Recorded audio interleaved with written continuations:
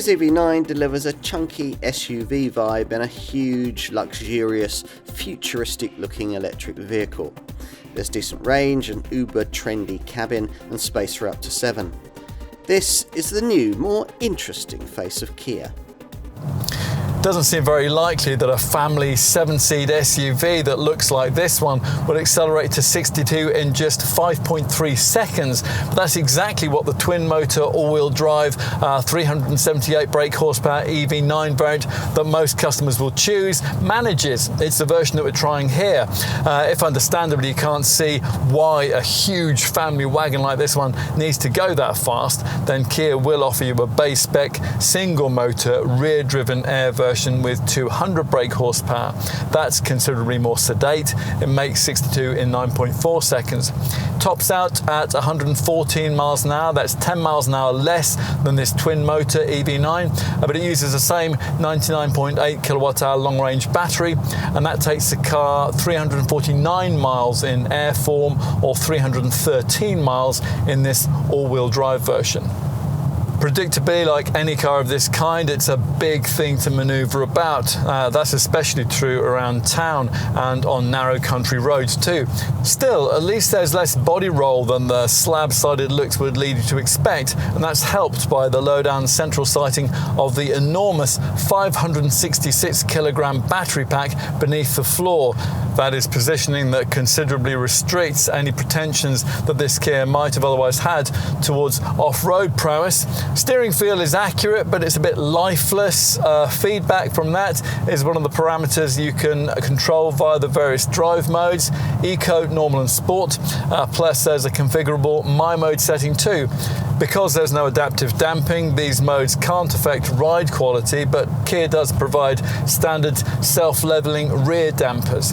There are also 6 brake regeneration settings, and they can be operated by steering wheel paddle shifters. As for charging, well, this car's 800 volt eGMP platform means it can use the latest generation of ultra-rapid public 350 kilowatt DC chargers, if you can find one of those, which means that 149 miles of range can be added in as little as 15 minutes. I think around 24 minutes for a 10 to 80% charge at a decent UK DC rapid charger, but you'll need 13 hours for a full overnight AC charge from a typical 7.4 kilowatt wall box at home. The EV era has prompted a whole fresh approach to design from quite a number of brands, and Kia is one of them. With its quadrilateral-like looks, the EV9, overseen by ex-BMW stylist Karim Habib, is much like the radical concept shown in Los Angeles in 2021, although the wheels are a little smaller, and contrary to the image suggested by the boxy Defender-like silhouette, there is a lower ride height. That's because of the required thick battery pack. In profile, you're greeted with rock-solid geometry, clean lines, and an unapologetically bold SUV profile. In dimensions, we're talking over 5 meters long and 1.75 meters tall. Think Range Rover size. The wheels are pushed further to the corner of the car's footprint than with other 7-seat SUVs, and that helps to create Kia's largest and most spacious passenger vehicle yet. And up front, well, with the drivetrain beneath the car, you might wonder why it needs such a big bonnet. There's only a small frunk for the charging leads inside, or such a wide and vertical nose. Now, Kia calls this the digital tiger face. At the rear, horizontal lines emphasize a body width of nearly 2 meters, with these vertical LED tail lamps pushed right out to the corners. You expect to have to climb up into the driving seat of something that looks like this car does, but in an EV9, you don't have to. Here we're offered a glimpse into the future of forthcoming Kia EV interior design. This reinterpreted cabin is less visually dominated by twinkling displays, although there are still plenty of them. It's vegan trimmed and all quite interesting and avant-garde, although even in this top spec variant, it's not quite as upmarket feeling as you might hope it would be for the money that's being asked here. This new dashboard gets a vast digital dash, this large 27-inch instrument panel, which on closer inspection actually incorporates a trio of screens. Through this rather ugly D-shaped 4-spoke wheel, you view a 12.3-inch instrument panel, while far to the left over there, there's a central infotainment screen of the same size.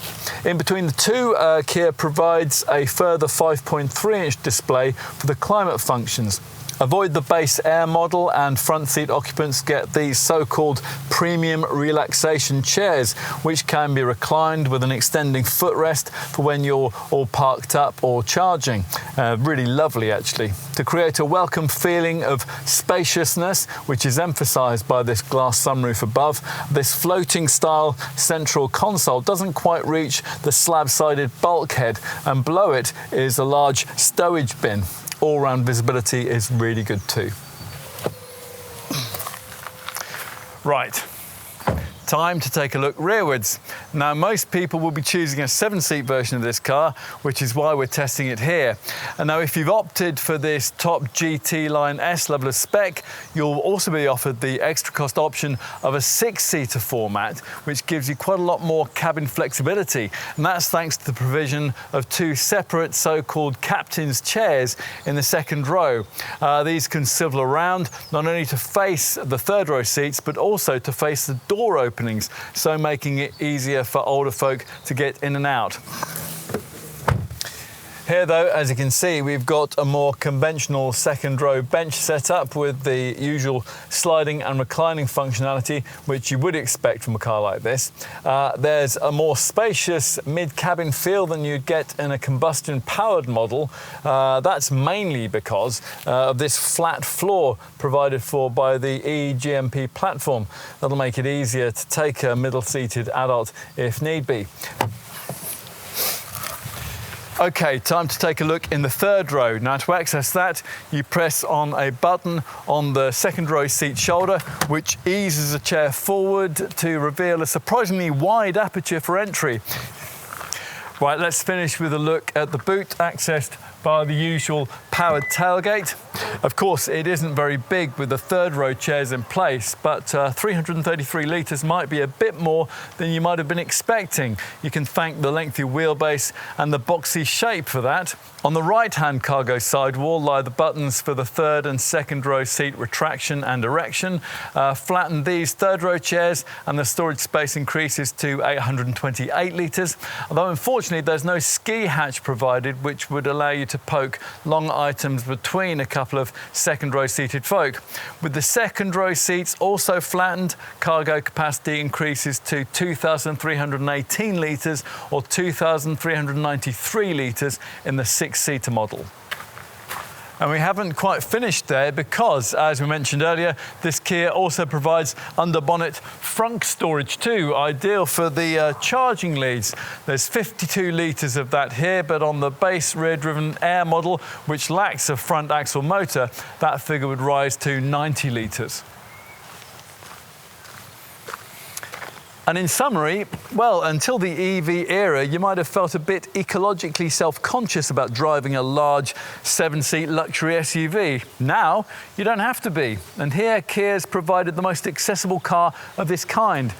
It is rather refreshing that these days, this Korean maker doesn't particularly want to be perceived as premium. It's a brand that now deserves to be recognised as interesting and different, as the EV9 definitely is.